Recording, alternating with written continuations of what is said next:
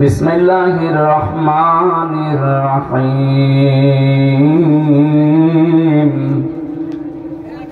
ইয়া আইয়ুহাল্লাযীনা আমানু দুখুলু ফিস-সিলমি কাফা। সাদাকতা ইয়া রাব্বানা। আল্লাহুম্মা সাল্লি আলা সাইয়্যিদিনা মাওলানা মুহাম্মদ। নারায়ণগঞ্জ জেলার রূপগঞ্জ থানার অন্তর্গত বাগবেড় বাজার আন্নর ইসলামী পাঠাগারের উদ্যোগে 18তম বাৎসরিক ঐতিহাসিক তাফসীরুল কোরআন মাহফিলের স্বনামধন্য সভাপতি, অত্র এলাকার সর্বজন শ্রদ্ধাভাজন ব্যক্তিত্ব জনাব মোহাম্মদ জজ মিয়া, সভাপতি রূপগঞ্জ থানা জিয়া মঞ্চ অত্র পাঠাগার, সম্মানিত উপস্থাপক অ্যাডভোকেট ইসরাফিল হোসেন বাদল ভাই, প্রধান অতিথি বীর মুক্তিযোদ্ধা, 15.5 বছরে বহু মুক্তিযোদ্ধা পেয়েছিলাম। ওই যে হোসাইন বলছিল না যে আঙুল কেটে গেছে ঘাস কাটতেছি, একটা হাসির পাত্র বানিয়ে ফেলেছিল দেশের মানুষকে।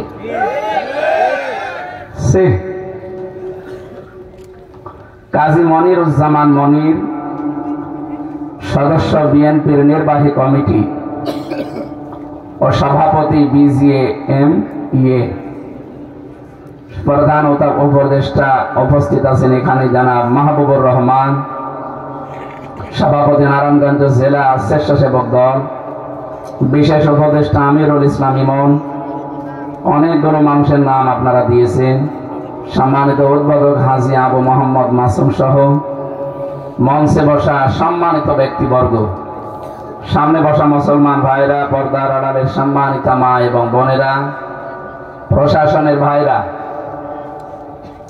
নারায়ণগঞ্জ রূপগঞ্জ সহ বিভিন্ন জায়গায় সেই কুষ্টিয়া থেকে কোরআনে কারিমের দাওয়াত নিয়ে আসতাম।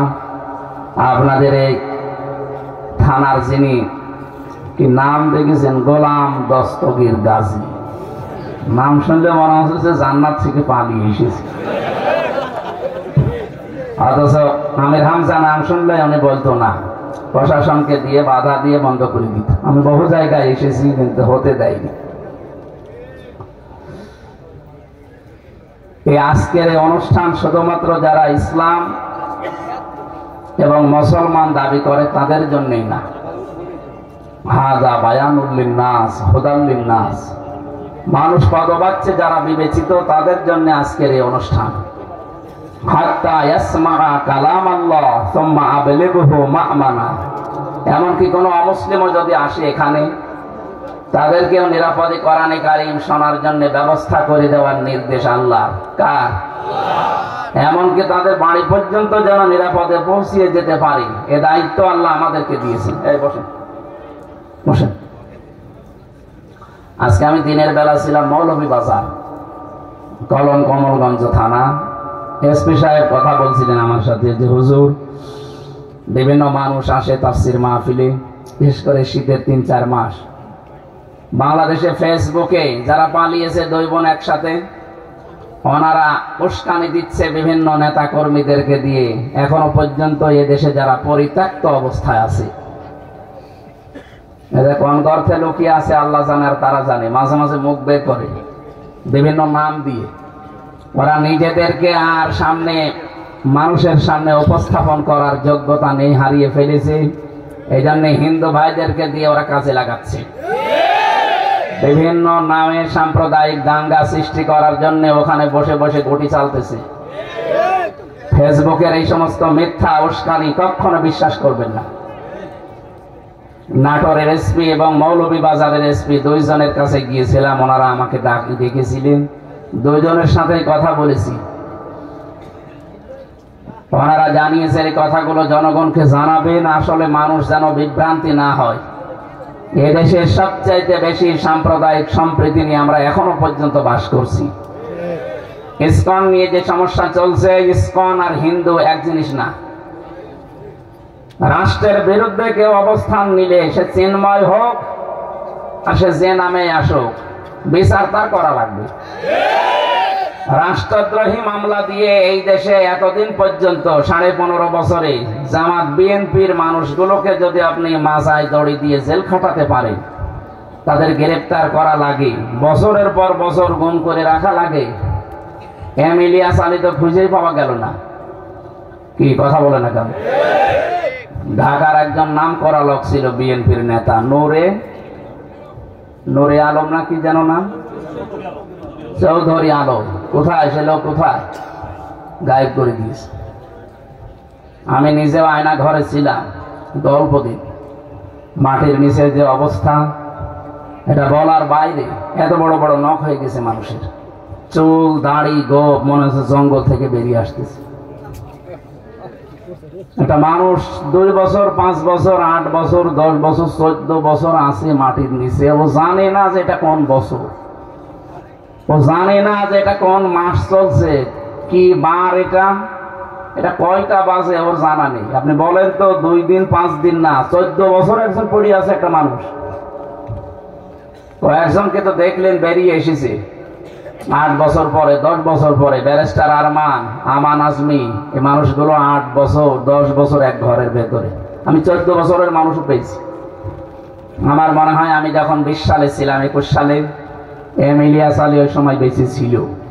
কিছু কিছু মানুষ বলা কওয়া করত, কিন্তু 24 সালে এসে শুনলাম না, তাকে বিদায় করে দেওয়া হয়েছে। অথচ তার মেয়েটাকে বুকের ভেতরে নিয়ে, কোলে নিয়ে আপনি কি নাটকটা করলেন।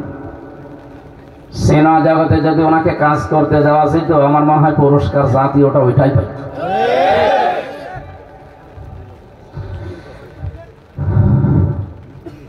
মুফতি ফখরুল ভাই আমার সাথে ছিলেন, উনি আমাকে মাঝে মাঝে এসে বলতেন, হামজা ভাই আপনার সাথে কি করে আমরা জানি না, তা আমাকে এই পায়ের ভেতর দিয়ে হাত এইভাবে লাগিয়েছে, সামনে লোহার ব্যারিকেড দেওয়া, ওই যে খাঁচা বানানো লোহার, ওর সাথে হাত নিয়ে আটকিয়ে দিয়েছে হ্যান্ডকাপ দিয়ে। 2-5 মিনিট না, কয়েক বছর একাধারে আমি ওইভাবে ছিলাম।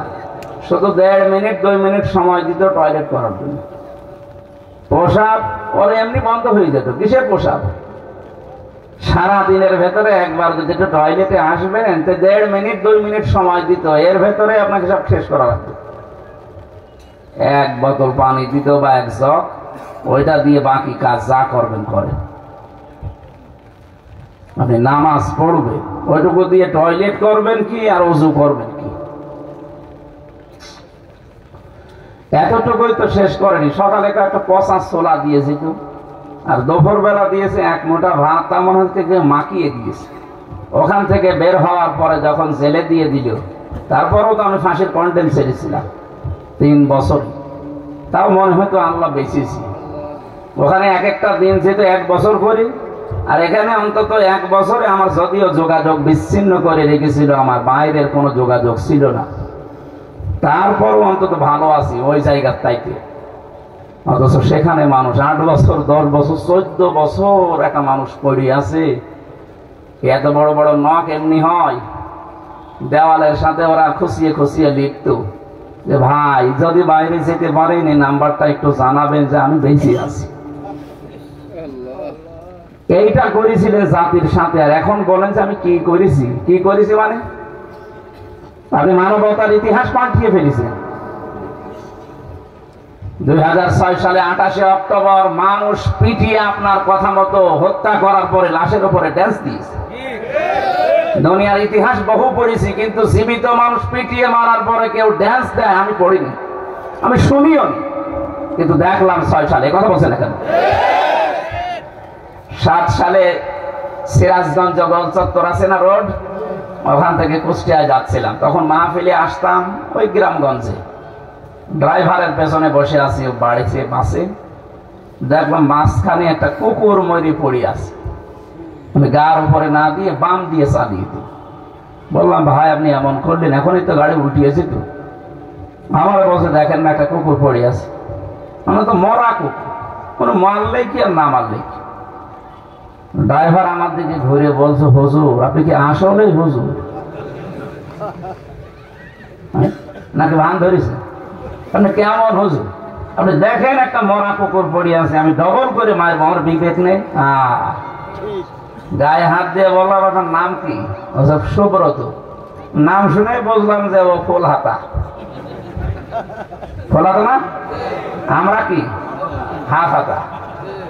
এখানে ফুল হাতা কেউ আছে? এই যে এটা মনে হয় আছে। হ্যাঁ, এটা ফুল হাতাই হবে।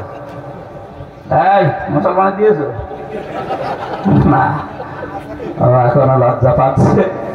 আমার কাছে মুসলমানি মানে কি জানো?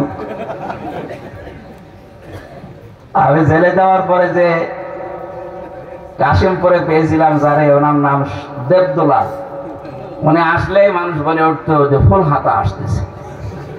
ওই সময় বুঝলাম যে হাফ হাতা আর ফুল হাতা কি। আমরা মুসলমান যারা আমরা কি হাফ হাতা, আর ওনারা। যদিও এটা বৈজ্ঞানিক ব্যাখ্যা আছে, বৈজ্ঞানিক ব্যাখ্যা এটা ইব্রাহিম নবীর সুন্নাহ। হযরত ইব্রাহিম আলাইহিস সালাম তিনি খাতনা করেছিলেন, ওখান থেকে শুরু। অনেকগুলো রোগ থেকে বেঁচে থাকা যায় খাতনা করলে। বিভিন্ন রকমের সার ময়লা ওর ভেতরে যদি জমা থাকে তাহলে পরবর্তীতে অনেক রকমের অসুখ হতে পারে। এই জন্য অনেক হিন্দু ভাইরা এখন গোপনে হলেও ডাক্তারের কাছে যে ওরাও হাফ হাতা হয়ে যাচ্ছে। আমি ওনার নাম শুনে বুঝলাম যে ওনার ঈমান নেই, কিন্তু বিবেক আছে। একটা মরা জিনিস ডবল করে উনি মারতে পারলেন না, ওনার বিবেকে বাধা দেয়। অথচ একটা মানুষের কথা শুনে সারা বাংলাদেশ থেকে লগে বইটা নিয়ে পিটিয়ে মানুষ রাজধানীতে হত্যা করার পরে ড্যান্স দিয়েছে। আমি ওনারা ওই দিন বলেছিলাম যে ভাই, আপনি হিন্দু মানুষ, আপনার ঈমান নেই, কিন্তু আপনার বিবেক আছে।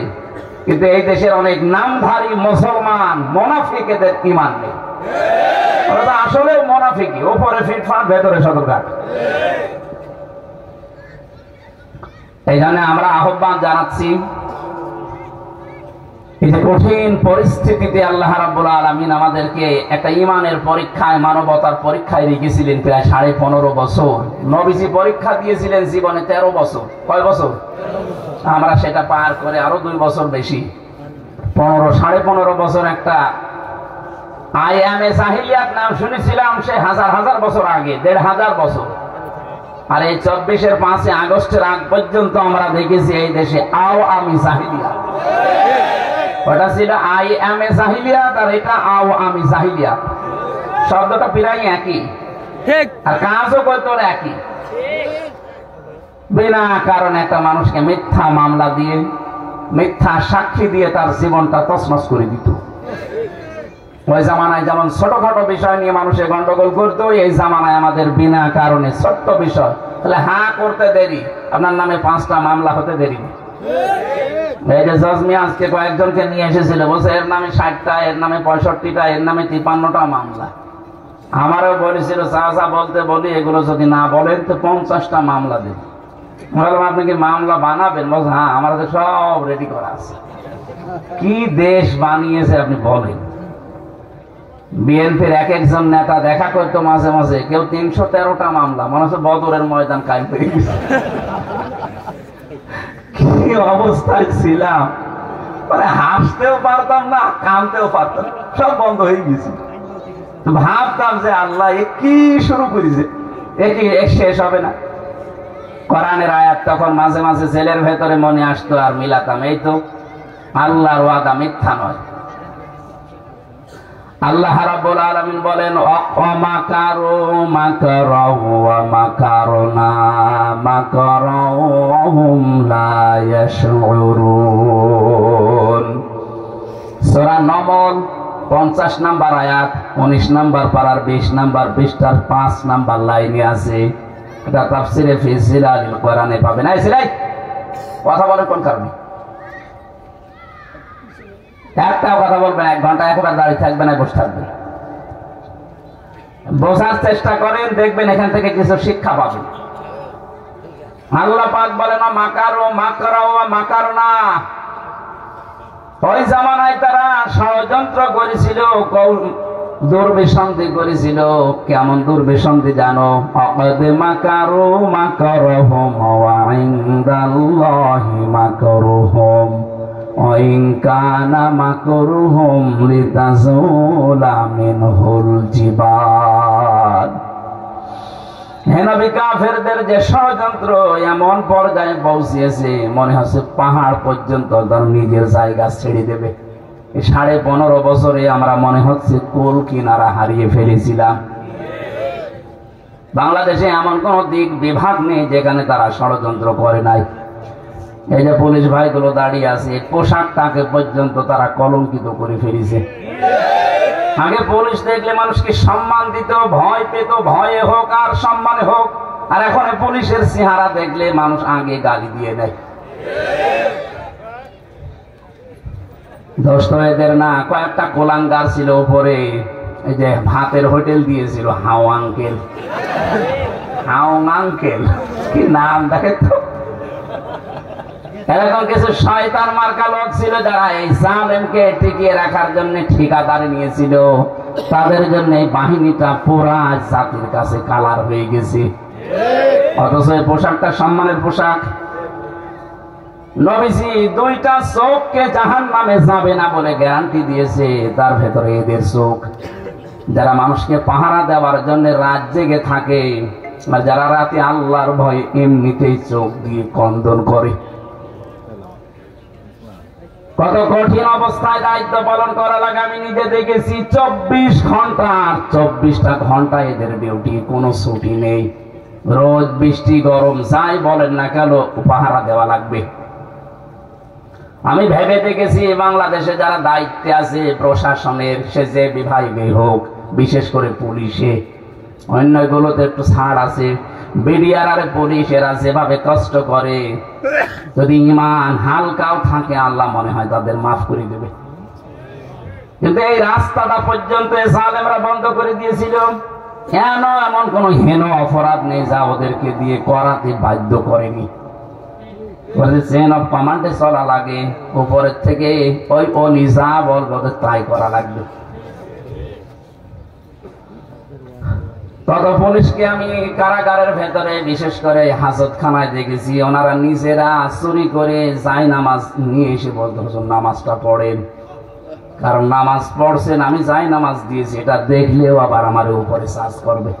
কি অবস্থায় ছিল ওরা বলেন। বহু ভালো মানুষও পেয়েছিলাম, 100টার ভেতরে হয়তো 2টা খারাপ পেয়েছি। আর সেই 2টার ভেতরে একটা আমার ভাগ্যে পড়েছে, আমার মামলার আয়ু মিজান। এ শয়তান আমি আকিস গ্রুপে চাকরি করতাম, এ মালিকের কাছ থেকে 35 লাখ টাকা পর্যন্ত নিয়েছে। 20 লাখ একদিনে নিয়েছে। বলছে টাকা যদি না দেন হুজুরের নামে 50টা মামলা দেব।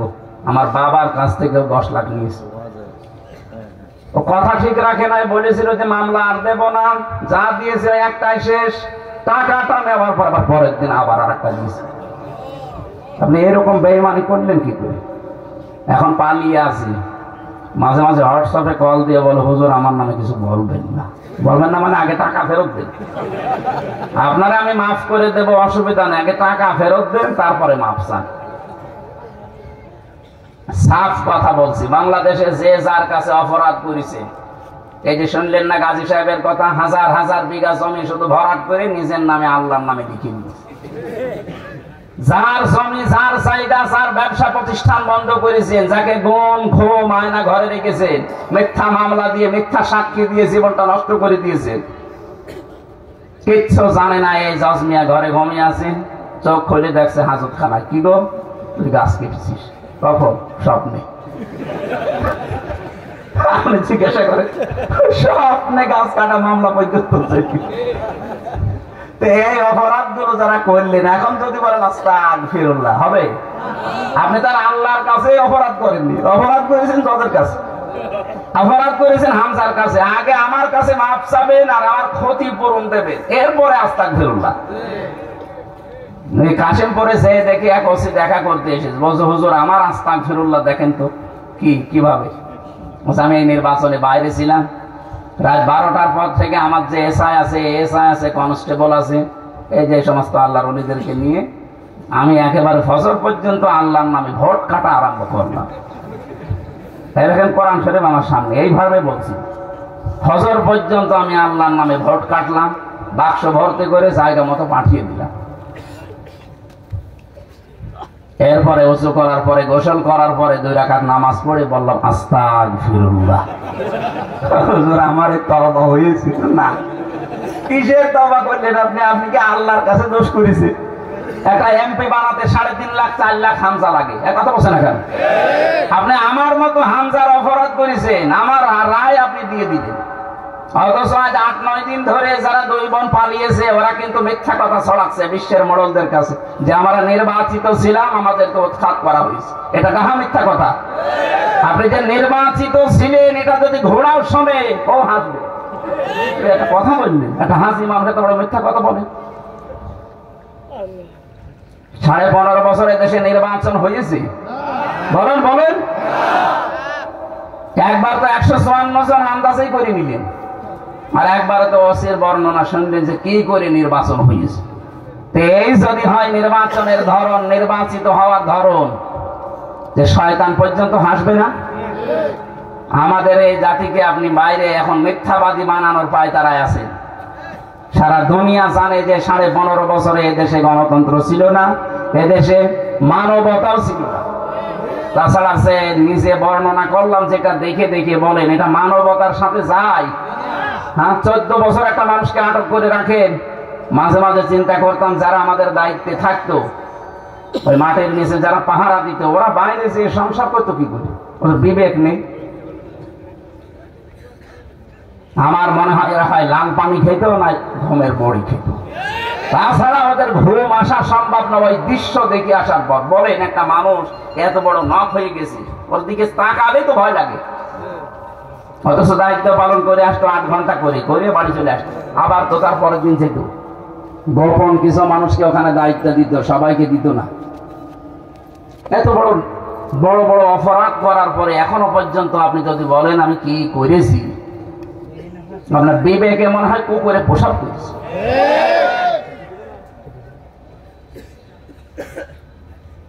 জালেমদেরকে আল্লাহ মাফ করবে না, কারণ জালেমদের হেদায়েত আল্লাহ বন্ধ করে দিয়েছে। আল্লাহু লা ইয়াহদিল কওমাজ জালিমিন। জালেমদের আমি আল্লাহ হেদায়েত দিচ্ছি না, দেবও না। ইয়াহদি এটা মজারে, যারা আলেম আছে জিজ্ঞাসা করেন। ইয়াহদি মজারে, বর্তমান ভবিষ্যৎ, প্রেজেন্ট ফিউচার। কোন জালেম তাকে আল্লাহ পথ দেখাচ্ছেন না, ভবিষ্যতে দেখাবেনও না। এই জন্য জালেমদেরকে যারা টিকিয়ে রাখার জন্য চেষ্টা ছিলেন তাদের কপাল শেষ। এ দুনিয়াও শেষ আপনার, আর আখিরাত তো শেষই। কারণ জালেমদের বিরুদ্ধে মামলা দায়ের করবে সরাসরি আল্লাহ নিজে। সূরা শুরার 42 নম্বর আয়াত, ইন্নামাস সাবিলু আলাল্লাযিনা ইয়াজলিমুনান নাস। অবশ্যই আমি আল্লাহ নিজে মামলা দেব জালেমদের বিরুদ্ধে। কথাটা ছোট, কিন্তু এর ওজন কত টের পাচ্ছেন? মামলার বাদী যত বড় হয় মামলা কিন্তু তত কঠিন হয়। কথা বলেন না কেন? আমার মামলার বাদী ছিল সরাসরি উনি। যদি সলিমদ্দি কলিমদ্দি হতো না, 2 দিনে বের হয়ে চলে আসতাম। যেহেতু সরাসরি বাদী উনি, এই জন্য লাল কালি দিয়েছিল। অর্ডার গেলেই জজ বলতো না, এটা বাদ দিয়ে নিয়ে আসেন। অথচ বাইরে আমরা শুনতাম যে আইনের শাসন প্রতিষ্ঠা হচ্ছে। এই আইনের শাসনের ধরন, আমার জামিন পাওয়া আমার অধিকার না? বলেন কি করবেন? একটা মামলায় পাবেন, গেট থেকে আরেকটা মামলা দিয়ে ঢুকিয়ে দেবেন। এই ছিল দেশের গণতান্ত্রিক অধিকার, ন্যায় বিচারের এই ছিল বাংলাদেশে দৃষ্টান্ত। আর এটা বাইরের দেশে ছড়িয়েছে যে আমরা আইনের শাসন প্রতিষ্ঠা করেছি। নাউজুবিল্লাহ মিন যালিক।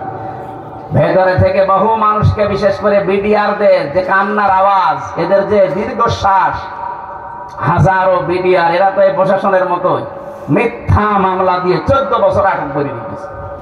তাহাজ্জুদ পড়তে যখন উঠেছি রাতের বেলা দেখতাম মুরব্বী যারা বিডিআর করে একটা আওয়াজ দিত। আমার মনে হয় এই দীর্ঘশ্বাস, এই আওয়াজ আল্লাহর আরশে গিয়ে ধাক্কা খেয়েছে। জালেম কি এমনি পড়েছে? এই মানুষের দীর্ঘশ্বাস আর এদের বরদোয়ার আর লানতের কারণে পড়েছে। আল্লাহ পাক বলেন ওরা ষড়যন্ত্র করেছিল, এমন ষড়যন্ত্র মানুষ হতাশ হয়ে গেছে, না আর মনে হয় সূর্য উঠবে না। তো মাকার না, আমি আল্লাহ কিন্তু কৌশল করেছি। মাকরন, কৌশল করার মতো। অহুম লা ইয়াশউরুন, তারা টেরও পায়নি আমার কৌশল। এবার আসেন তো, শব্দ দুইটা এক। আমি আলেমদেরকে বলছি মাকারো মাকরাও, শব্দ দুইটা, এরপরেও মাকারনা মাকরং এখানেও শব্দ দুইটা। এর মূল মাদ্দা যেটা মেন কাফরা মাকার মানে ষড়যন্ত্র করা, এটা কাফেরদের বেলায়, আর মুসলমানদের বেলায় আল্লাহর বেলায় এটা ষড়যন্ত্র হবে না, হবে কৌশল।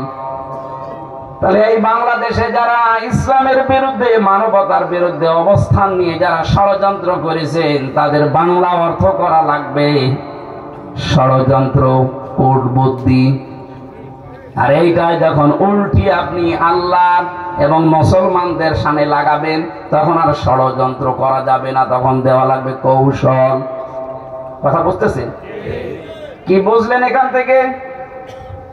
একই অস্ত্র আপনি মানবতা ধ্বংসের কাছে ব্যবহার করবেন, ইসলাম ধ্বংসের কাছে ব্যবহার করবেন, আপনি সন্ত্রাসী, আপনি জঙ্গি, কথা বলেন এখানে।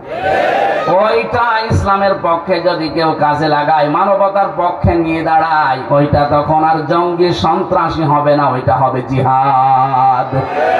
শব্দ কিন্তু দুইটাই এক, মাকার।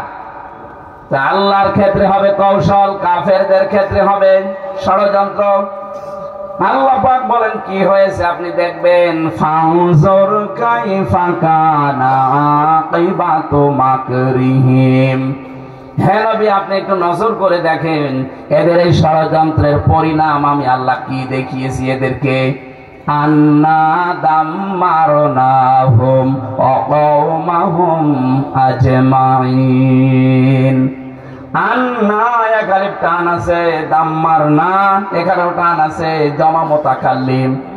অবশ্যই আমি আল্লাহ তাদেরকে ধ্বংস করে দিয়েছি, তাদের জাতি, তাদের গোষ্ঠী, তাদের দলের লোক সবাইকে। এতটুকু যদি আল্লাহ শেষ করে দিতেন আমি আয়াতটা পড়তাম না। পরের আয়াতটা আল্লাহ এমন ভাবে মিলিয়েছেন আমার মনে হয় বাংলাদেশ দেখে নাজিল করলেন। আপনি একটু দেখেন তো পরের শব্দটা, ফাতিলকা বুয়ুতুহুম খাবিয়াতাম বিমা যালামু ইন্না ফি যালিকা লাআয়াতাল লিকাওমিন ইয়ালামুন। আমি এখানে দুইটা শিক্ষা বের করেছি, এই ভালো করে শুনে। এই ছেলে ওঠাউঠি করো, কি সমস্যা কি? বসো। প্রসাব পায়খানার বিড়ি খাওয়া ছাড়া যদি কেউ বাইরে যান তার খবর আছে। বিড়ি খেতে যদি নেশা লাগে খেয়ে আবার চলে যাবে, আশপাশে না দূরে যাবেন, পুলিশ আসে কিন্তু, ধরলে আবার জরিমানা নেবে। বিড়ি খাওয়া ছাড়া বাইরে যাবে? হয়তো বলছেন না, তার মানে বিড়ি খোর এখানে আছে। ঠিক আছে ভাই, খুব বেশি নেশা লাগলে আকিস বিড়ি আর আজিজ বিড়ি আছে, খেয়ে চলে যাবে। আসছে, যান তাড়াতাড়ি যান। দুই বিড়ি খোর একসাথে যাচ্ছে, মানে আছে জামাত বন্ধ বিড়ি খাবে। হ্যাঁ তাড়াতাড়ি গাড়ি আসবে।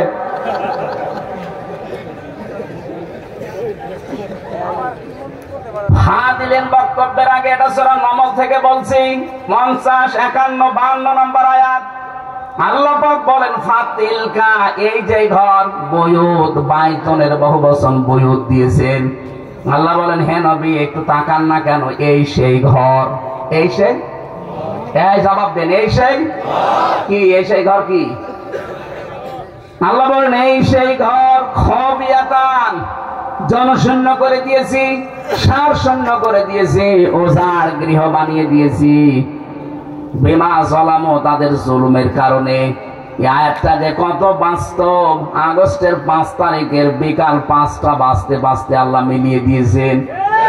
সারা বাংলাদেশের 64 জেলার 630টা থানা, যেখানে যেখানে জালেমদের বাড়ি ঘর ছিল, মানবতা একেবারে উল্টিয়ে দিয়েছে। আপনি দেখেন 2.5-3 ঘন্টার ব্যবধানে একটা ইট পর্যন্ত খুলে নিয়ে চলে গেছে। আমার কুষ্টিয়ার হানিফ কি দাপট ছিল, হাসিনার পরেই মনে হয় ওবায়দুল কাকা, এরপরে হানিফা। এরে আল্লাহ এমন অপমান করেছে, ওর বাড়ির ইটও এখন আর নেই, ওর বাড়ি এখন জাতীয় টয়লেট হয়ে গেছে। কারো পেটে ব্যথা হলে আমার মনে হয় ওখানে যে টয়লেট করে আসে। আমি আবু জাহেলের বাড়ি একবার বুঝতে পারি না যেটা আবু জাহেলের বাড়ি, কাবা শরীফ তাওয়াফ করার পরে দেখছি উপরে একটু ভুঁড়ি, যেই দেখে পেটে ব্যথা, এক পুলিশকে ডাক দিয়ে ওনার ভাষা দিয়ে বললাম, ভাই এতক্ষণ তো ভালোই ছিলাম, এখন আমার পেটে ব্যথা করছে। পুলিশ আমার বলছে, ইয়া হাজি আল হজ্জা, তাই না বিলা দোকান। ও হাজি, দেশ কোথায়? জি তুমি বাংলাদেশ। বাংলাদেশ থেকে এসেছি। উনি আমার বলছে, ইয়া আখি ইয়া সাদেক, হে ভাই আপনি হাসি মানুষ, আপনি এখনো জানেন না এটা কোন জায়গায়? না তো, আবু সাহেবের বাড়ি। আপনি এখনো পায়খানা না করে দাঁড়িয়ে আছেন? দাঁড়িয়ে দাঁড়িয়ে করেন। পায়খানা করে দেখে আমার পেটের ব্যথা ভালো হয়ে গেছে। কারণ ওই জায়গাটা ছিল জুলুমের কারখানা। কথা বলেন না কেন? আজ সারা বাংলাদেশের যেখানে যেখানে জুলুম হয়েছে, তাকান ওই জায়গাগুলো আল্লাহ অভিশপ্ত বানিয়ে দিয়েছেন। 3 দিন আগে পেপারে দেখলাম, এই যে ঢাকার যে বাড়িটা, মানুষ অনেকে আবেগে যে সোমা খেত, অথচ সে বাড়িতে 8-9 জন একসাথে যে পোশাক করছে, মনে হচ্ছে জামাতবদ্ধ পোশাক চলছে। বিভিন্ন দিকে মুখ করে সবাই, আমার মনে হয় ওদের পেটেও ব্যথা। ওই জায়গায় কাজ করলে মনে হয় পেটের ব্যথা ভালো হয়ে যাচ্ছে। আমার তো যা মনে হচ্ছে কোরআনের আয়াতের দিকে তাকিয়ে, এখানে যেহেতু গণতন্ত্র হত্যা, মানবতা হত্যা, ইসলামের দুর্বিসংগী ওই বাড়ি থেকে হইতো, ওইটাই তো সারা দেশে কার্যকর হতো। কথা বলছে না কেন? যত রকমের মানুষকে কষ্ট দেওয়ার বুদ্ধি ওখান থেকে মানুষ বের করতো। একটা স্বামী হারা মানুষকে বাড়ি থেকে উচ্ছেদ পর্যন্ত করেছে ওই জায়গার পরিকল্পনা নিয়ে। মহিলা কান্না দেখেননি? বেগম জিয়া যে কান্না করেছে, আমার মনে হয় এদেশের প্রত্যেকের চোখে ওই কান্না দিকে পানি চলে এসেছে। এগুলো করেছে আবার নিজে নিজে বলছে। বাইরের দেশে যখন যেত বলতো ওনাকে উৎখাত করতে পেরেছি, এইটাই আমার সফলতা। নাউজুবিল্লাহ। এমনি তার ছেলেটা মারা গেছে, আর এক ছেলে তো মাজা ভেঙে দিয়েছেন। আর ওনার এমনিতেই স্বামী নেই, এটা বিধবা মেয়ে লোক, যে কয়দিন আছে দুনিয়ায় থাক না, তারে পর্যন্ত আপনি বাড়ি থেকে এক কাপড়ে বের করে দিলেন। মানে মানবতার মানুষ কন্যা, শয়তানের মানুষ কন্যা দেওয়া দরকার।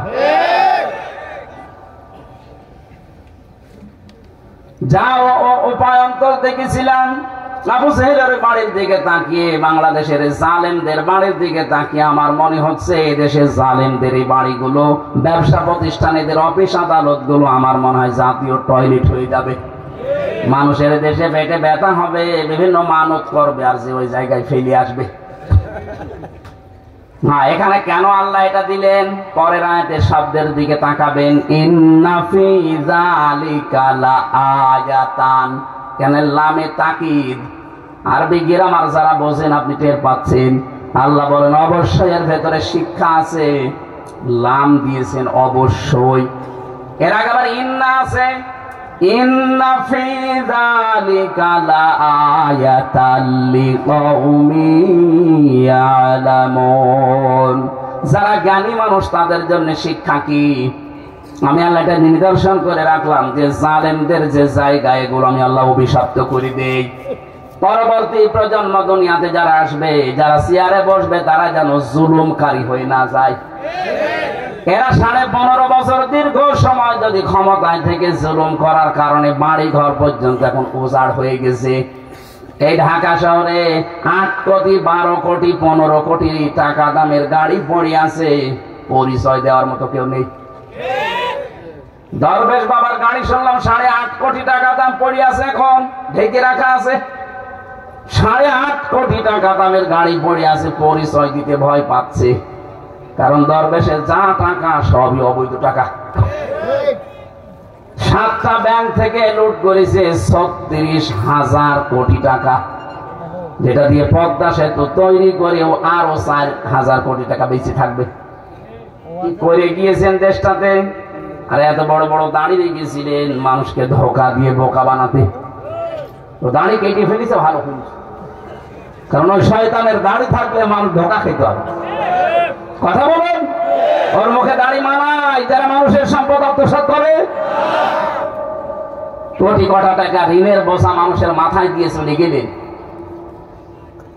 এই ঋণ পরিশোধ করতে এখন আমাদের গলা কাটা হয়ে দাঁড়িয়েছে।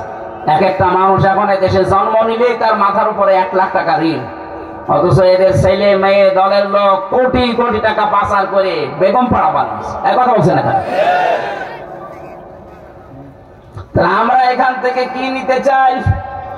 জালেমদের যে বাড়ি ঘর পর্যন্ত আল্লাহ ওজার গৃহ বানিয়ে দিলেন, জনশূন্য করে দিলেন, অভিশপ্ত জায়গা বানিয়ে দিলেন, সে আল্লাহ এখন শক্তি হারিয়ে ফেলেছেন। এই জন্য আগামীতে যারা আসবেন ক্ষমতার চেয়ারে বসে যেন জুলুম করবেন না।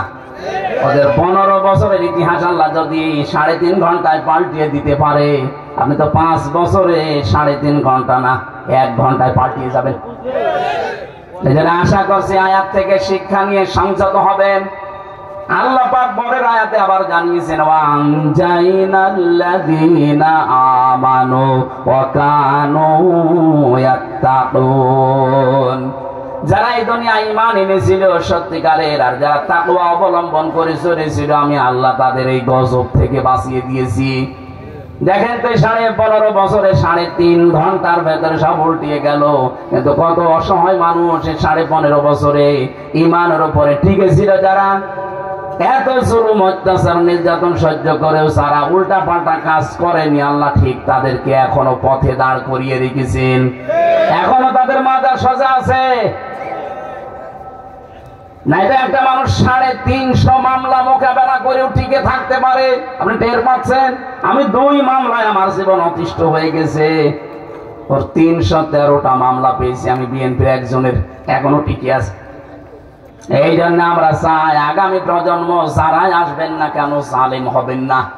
তাহলে আপনাকে আল্লাহ এই জালেমদের মতো নিচু করতে বেশি সময় নেবে না। এরপরেও যদি কেউ শিক্ষা না নেয়, ওর কপাল পোড়া। আল্লাহ আমাদেরকে তুমি বাঁচাও, বলেন আমিন। এই জন্য আমার কথা ছিল, যারা মিথ্যা কথা মানুষকে বলছেন আমরা নির্বাচিত ছিলাম, এই মিথ্যাটা আর বলবেন না। সারা দুনিয়া জানে যে আপনারা অনির্বাচিত। জোর করি 154 জন এমপি হয়ে গেছে। কথা বলে না কেন? আমার বংশের 100 জনের প্রায় 98 জন এই আল্লাহর ওলির মুরিদ ছিল। ওরা আমার মনে হয় নবীজিকে নবী মানত শুধু নামে, ওদের আসল নবী ছিল বঙ্গবন্ধু। এমন কড়া, আমি 3টা বছর ছেলে কোনদিন খোঁজও নেয়নি, খবরও নেন। আমার আব্বাকে দেখলে আরো টিটকারি দিত। এই মানুষগুলো এই 2024-এর 5 আগস্টের 1:30টার পরে কল দেওয়া আরম্ভ করেছে। ভাতিজা কোথায়? কুষ্টিয়ায়। বলছে আমরা সব জামাত ইসলাম। জামাত ইসলাম মানে 3.5 ঘন্টায় পাল্টিয়ে গেছে। এই মানুষগুলো কি করেছে দুনিয়ায়। এই চাচাটা আমার 3 বারের চেয়ারম্যান ছিল। আমার দাদা ছিল 21 বছর, আর ইনি ছিল 3 বছর, পঞ্চম। আমি তো নিজে দেখেছি, শুধু মার্কা নিয়ে আসতো নৌকা, আর আল্লাহ ওদের বানিয়ে দিত। নিজেও জানে যে আমি চেয়ারম্যান হব। আমার সাথে যিনি আমাদের কুষ্টিয়া জেলার এমপি, আমি এই যে কোরআন শরীফ সামনে নিয়ে আমি আপনাদের সাক্ষী রেখে গ্যারান্টি দিচ্ছি, হানিফ সাহেব, উনি যদি আমার সাথে দাঁড়ায় ভোটে, যদি জীবনে আমার সাথে পাশ করতে পারে, আমি নাকে খড় দেব। ওনার যে তলা নিতে গেছে, কি করেছিলেন, কি হইলো আপনার টাকা পয়সা নিয়ে? বাগেরহাট, সাতক্ষীরা, খুলনা, এই 3টা জেলার প্রায় অর্ধেক মাছের ঘেড় সব হানিফ সাহেব। টাকা কি ফেরেশতারা দিয়েছে? বলেন কি করে হইতে, কি করলেন আপনি টাকা দিয়ে? এখন তো পালিয়ে আছেন, এখন তো গর্তের ভেতরে, মুখ বের করলে পিটিয়ে মানুষ মেরে ফেলবে। যা করেছেন, এই যে ইনো সাহেবকে মানুষ এখন পচা ডিম মারছে, অথচ ইসলামের বিরুদ্ধে মুখ ভেক্সিয়ে কত কথা বলতো দেখেন। কথা বলেন। ডাইরেক্ট ইনডাইরেক্ট যারা মানবতার ইসলামের বিরুদ্ধে ছিলেন, কাউকে আল্লাহ ছাড় দেয়নি, দেবেও না।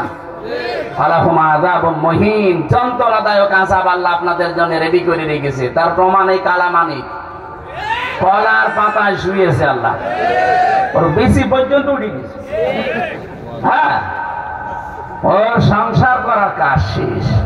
ওর বউটাকে কিনা দেখে, আমার মনে হয় ওর বউ চিন্তা করবে ওর কাছে থেকে আমি করবো, ও দেখা যাচ্ছে আর একজনের ধরবে।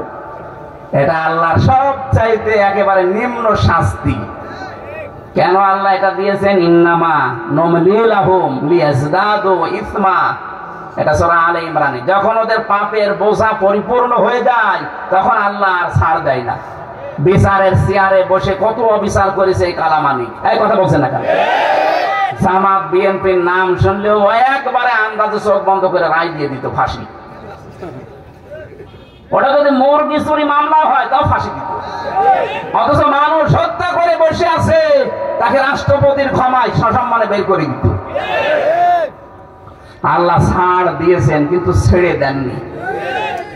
আমরা চাই যারা এই দাঙ্গা বাঁধানোর চিন্তায় আছেন, ফেসবুকের সমস্ত ভুয়া নিউজ শুনে আপনারা উদ্বুদ্ধ হবেন না, বিশ্বাস করবেন না, এগুলো সব ওদের বানানো। আর ওরা বসে বসে দুই বোন এই গুটি জানতেছে। আমরা যেন এই ষড়যন্ত্রে পা না দেই। এ দেশে যা আছে অনেক ভালো আছি আমরা, বাইরের বহু দেশে আমি ঘুরেছি, সাম্প্রদায়িক সম্প্রীতি এত বেশি পৃথিবীর কোনো দেশে নেই। ইসকন নিয়ে যেটা সমস্যা চলছে এটা আন্তর্জাতিক ভাবে না। ইসকন এবং হিন্দু এক জিনিস না। ওকে বলাৎকারের জন্য পর্যন্ত ইসকন থেকে বহিষ্কার করা হয়েছে। এখন সব বের হচ্ছে, তার যে চরিত্র সব ভিডিও বের হচ্ছে। সুতরাং হিন্দু ভাইরা যারা আছেন, অন্য ধর্মের যারা আছেন, উস্কানিতে পা দেবেন না। আর এই ফেসবুকের 100টার মনে হয় প্রায় 70টা কথা মিথ্যা কথা।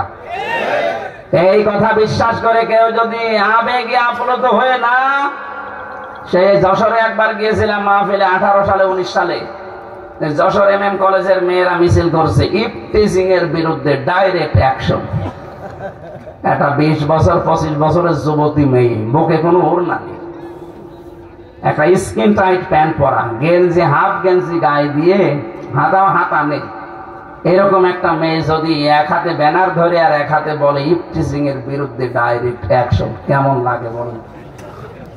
তখন আমি বাসে চলতাম, চিন্তা করলাম যশোরের ওই পালবাড়ি মোড়ে পুলিশ আবার ধরলে না জানে এবার কোন সালের অপরাধী বলে চালিয়ে দেয়।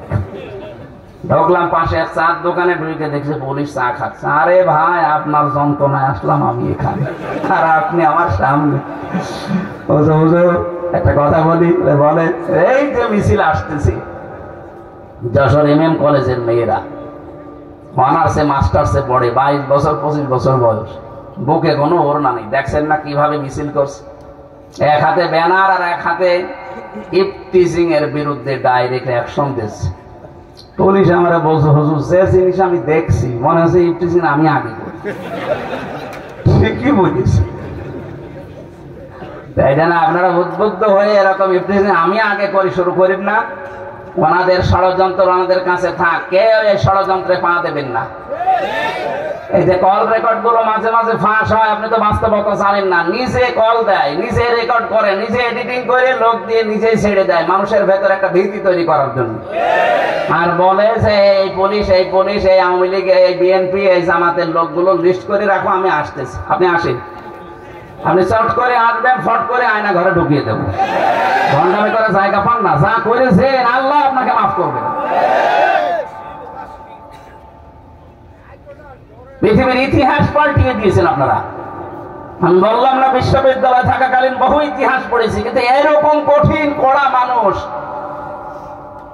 এত নিচে নামতে পারে ক্ষমতার কারণে আমি কোনোদিন ইতিহাসে পড়ি নাই, শুনিও নাই। আমরা তো এতদিন বেঁচে ছিলাম, এই 15.5 বছর যারা বিরোধীতে যারাই আছে, শুধু 14 দল বাদ দিয়ে বাকি সবই আমরা বিরোধী। কথা বলেন না কেন? আর সবগুলোই আমরা মাজলুম, সে যে দলেরই হোক। আমরা বেঁচে ছিলাম শুধু পাগল মনে করি। হাজ্জাজ বিন ইউসুফ এই লোকটা জালেম ছিল। পিয়াদারা যে বলছে, স্যার আপনার জন্য তো বাইরে যাওয়া যায় না, মানুষ খালি গালি দেয়। গালি কে দেয় আমি দেখবো। ছদ্মবেশ নিয়ে বাইরে গেছি, এক গ্রাম্য লোক রাস্তায়, হেই বেটা, হাজ্জাজ বিন ইউসুফ লোকটা কেমন? কেমন মানে ও তো জালেম, যাবে না, ওর বাবাও জালেম, ও জালেম। যেই বলেছে জালেম, ওর খেছে মাথা খারাপ হয়ে যায়। বেটা আমার ছিল না, ছদ্মবেশ খুলে বলছে আমি সে হাজ্জাজ বিন ইউসুফ। চিন্তা করছে আমার তো মাথা থাকবে না। ডাক দিয়ে বলছে, বাদশাহ নামদার, আপনি আমার চেনেন না? আমি এই গ্রামের ওই লোক, স্যার মাসে 2 দিন মাথা খারাপ হয়, আজকে তার পয়লা দিন। ও তুই পাগল, পাগল মানে বেশি গিয়েছে।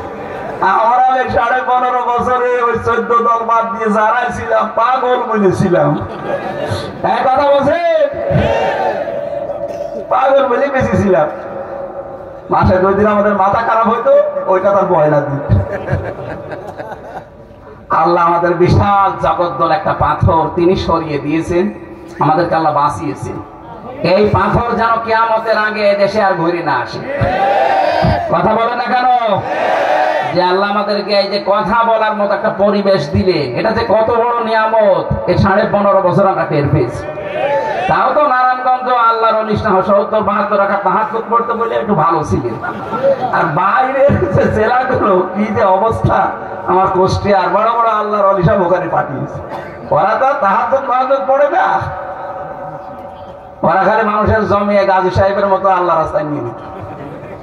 বলেন তো 3টা জেলার অর্ধেক অংশ তাদের একজনই। যে আর একজন ছিলেন পুলিশ বাহিনীতে প্রধান, যিনি বেঞ্চি বেনজির, ওর কোনো নজির নেই। ও গোপালগঞ্জের অর্ধেকই নাকি তার। কি করেছিলেন আপনারা? আমার তো মানে মাঝে মাঝে শয়তান তো দেখেনি, এদের চেহারার দিকে তাকালে আমার মনে হয় শয়তান যদি দেখতাম তো এরকমই। আল্লাহ যে আমাদেরকে কথা বলার এই বাকশক্তি আবার ফিরিয়ে দিলেন, তার জন্য বলেন আলহামদুলিল্লাহ। দরুদ আর সালাম পাঠ করার মাধ্যমে আজকে কোরআনে কারিমের যে আয়াত পড়লাম, 3 ভাগের 1 ভাগ, সূরা বাকারার 208 নম্বর আয়াতের 3 ভাগের 1 ভাগ পড়েছি। আমরা তাফসীর আকারে কথা বলতে চাই, থাকবেন না? ইনশাআল্লাহ। অন্তত থাকা যাবে কিছুক্ষণ, শয়তান যেন আশপাশে আর না থাকে। জবান খুলে পড়েন আউযু বিল্লাহি মিনাশ শাইতানির রাজিম, বিসমিল্লাহির রহমানির রহিম। ইয়া আইয়ুহাল্লাযীনা আমানু দুখুলু ফিস সিলমি কাফা। একটু ভালো করে শুনবেন, অ্যাক্টিভ ভাবে 10 মিনিট শুনেন, দেখবেন অনেকগুলো শিক্ষা আসবে। সূরা বাকারা 286টা আয়াত আছে, 40 রুকু আছে, মাত্র একটা আয়াতের 3 ভাগের 1 ভাগ পড়েছি। আমার এই মাথায় যত কথা এই আয়াত সম্পর্কে আছে, এই 1-1.5 ঘন্টা 2 ঘন্টা না, আমার জীবনের শেষ পর্যন্ত যদি আয়াত নিয়ে আলোচনা হয় জীবন শেষ হয়ে যাবে, এত কথা এর ভেতরে লুকিয়ে রেখেছি। আমরা তাফসীর আকারে বলতে চাই। আপনারা চলে যাবেন নাকি? যে 2-1 যাচ্ছে, আর কি বিড়ি খেতে যাচ্ছে, হ্যাঁ আবার এসে পড়বেন। কিন্তু ঈমানদারকে আল্লাহ ডাক দিয়েছেন। এখানে যদি কোনো বেঈমান থাকেন তাহলে চলে যান। বিড়ি খেলে কি মানুষ বেঈমান হয়ে যায়? না না, বিড়ি খাওয়া খুব অত বড় গুনাহ না যে আপনি বেঈমান হয়ে যাবেন। আপনার মুখ বন্ধ হয়, আপনার লাঞ্চ নষ্ট হয়। শয়তানের যত কাজ কারবার আছে তার ভেতরে একটা কাজ শয়তান অপচয় করে। কথা বলেন না কেন? তাহলে যারা বিড়ি খান এর দ্বারা কোন লাভটা হয় বলেন? অপচয় ছাড়া। এই জন্য যারা এগুলো খান বা খাচ্ছেন, আশা করছি আমি দয়া করে আপনার কাছে বলছি ছেড়ে দেবেন ভাই। যদিও আমি আকিস গ্রুপে আছি, এদের কাজই বিড়ি তৈরি করা, তারপর ওদের ব্যবসা অন্তত বন্ধ হোক। আপনারা ছেড়ে দেন, ওদের ব্যবসা বন্ধ হয়ে যাবে।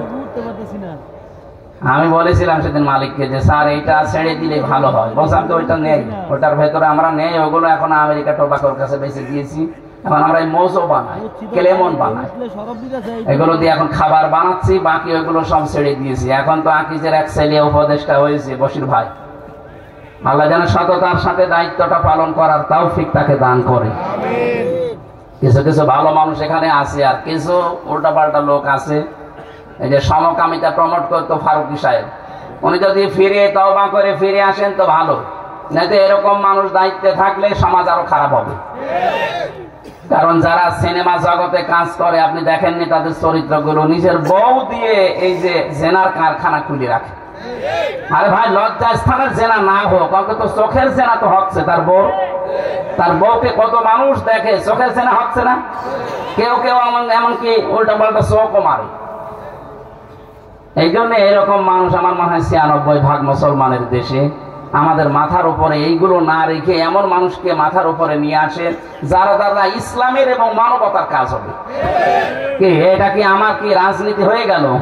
এটা আমাদের প্রাণের দাবি। যারা আছেন এমন মানুষকে রাখবেন, বশির ভাইয়ের মতো মানুষ রাখেন, ইসলাম এবং মানবতার জন্য যারা কাজ করবে। বিড়ি যারা খান ছেড়ে দেবেন কিনা বলেন? কারা কারা ছেড়ে দেবেন দেখে হাত তোলেন তো। একজন শুধু।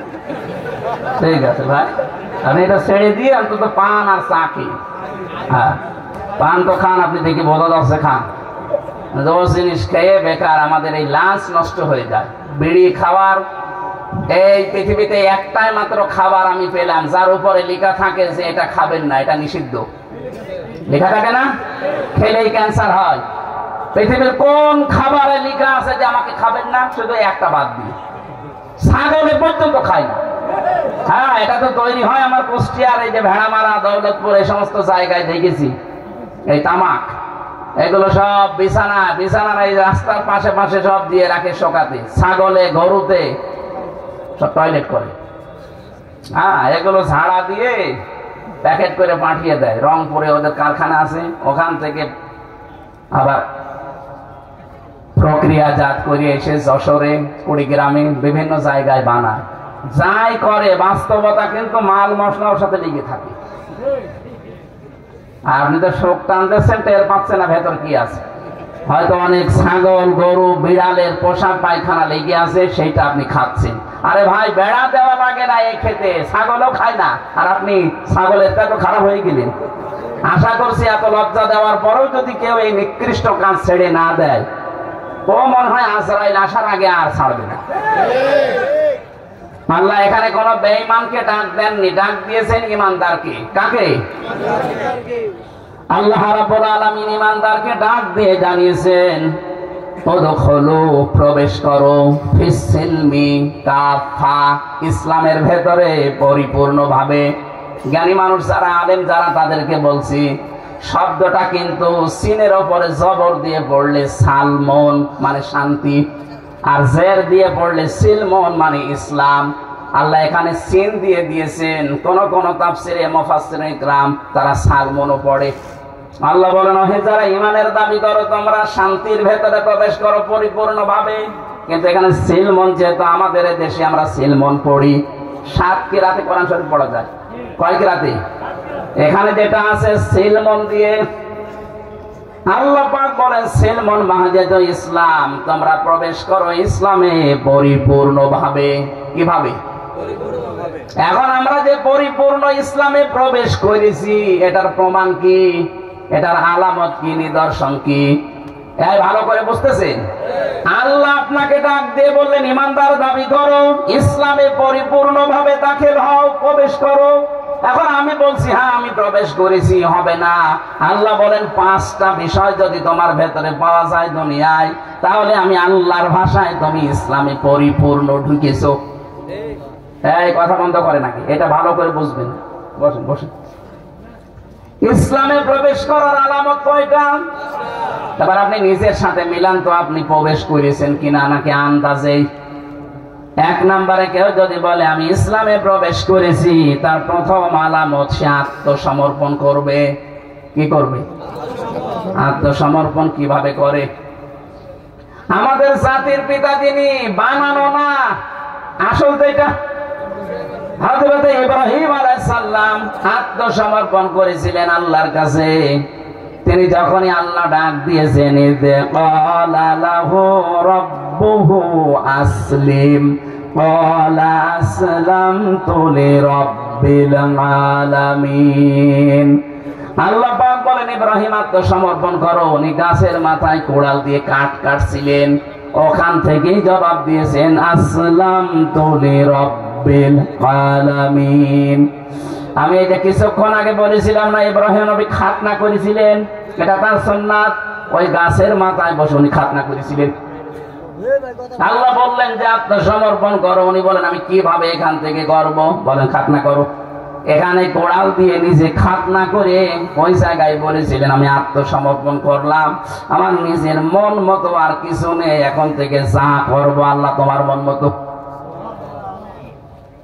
তাহলে এখান থেকে আমরা বুঝলাম কি, আমি ইসলামে প্রবেশ করেছি, তার প্রথম আলামত এইটা যে এখন থেকে আমার আর মন মতো কাজ হবে না, আমি দেখবো যে আমার আল্লাহর হুকুম এখানে আছে কিনা। আপনি এবার নিজের সাথে মিলান তো, আপনি এভাবে জীবন চালাতে পারেন, তাহলে বুঝবেন আপনি ইসলামে প্রবেশ করেছেন। এটা 1 নাম্বার গেল। আপনি ইসলামে আসলেন, এবার 2 নম্বর কি কাজ? যাদের পিতা ইব্রাহিম আলাইহিস সালাম, পরের আয়াতে দেখবেন, এটা সূরা বাকারা 1ম নাম্বার পারা 19 নাম্বার পৃষ্ঠা 9 নাম্বার লাইনে আছে, 131 32 নাম্বার আয়াত। ووصى بها إبراهيم بنيه ويعقوب يا بني إن الله اصطفى لكم الدين فلا تموتن إلا وأنتم মুসলিমুন। বলেন আল্লাহু আকবার। আমি কি কথা বোঝাতে পারছি তো? বুঝতেছেন? যারা আছেন বাংলা শিক্ষিত আর আরবি একটু খেয়াল করবেন, দেখবেন আনন্দ পাবেন। আল্লাহ পাক বলেন ইসলামে প্রবেশ করো, আমি বলছি করলাম না। ইসলামে প্রবেশ করেছেন পরিপূর্ণভাবে, তার আলামত কয়টা? আর জোরে। এক নাম্বার আলামত আত্মসমর্পণ। কিভাবে করবেন আল্লাহ শেখাচ্ছেন, যে জাতির পিতা কিভাবে করেছে। দেখ, তুই যেহেতু ইব্রাহিমের সন্তান, নাকি আমরা ইব্রাহিমের সন্তান জাতি হিসাবে, এজন্য তিনি যেভাবে আল্লাহর সামনে আত্মসমর্পণ করেছেন, আমাদের উচিত ওইভাবে করা। বাবা যেভাবে, সন্তানও সেইভাবে। আর আমরা এমন বাবা পেয়েছিলাম যে হোকা খায়, এরকম বাবা ছিল না, বানানো বাবা। আমি নিজে তার চেহারা দেখেছি, ছবি দেখেছি, হোক্কা খাচ্ছে। আপনি ইব্রাহিমের পুরা জীবনী পড়ে দেখেন তো কোন দিন হোকা খেয়েছে। ভণ্ডামি করার জায়গা পান না। জাতির পিতা বানিয়ে দিয়েছেন, এটা কোরআনে কারিমের সাথে পুরাপুরি সাংঘর্ষিক। সূরা হজের 78 নাম্বার আয়াতের মাঝে আছে, মিল্লাতা আবিকুম ইব্রাহিম হুয়া সাম্মাকুমুল মুসলিমিন। তোমাদের জাতির পিতা আমি আল্লাহর ঘোষণা দেওয়া একজন, নাম কি? আর জোরে বলেন। এই জায়গায় কোনো মত পার্থক্য করা যাবে না, কোনো ভাগাভাগি নেই। কিসের ভাগ করেন আপনি?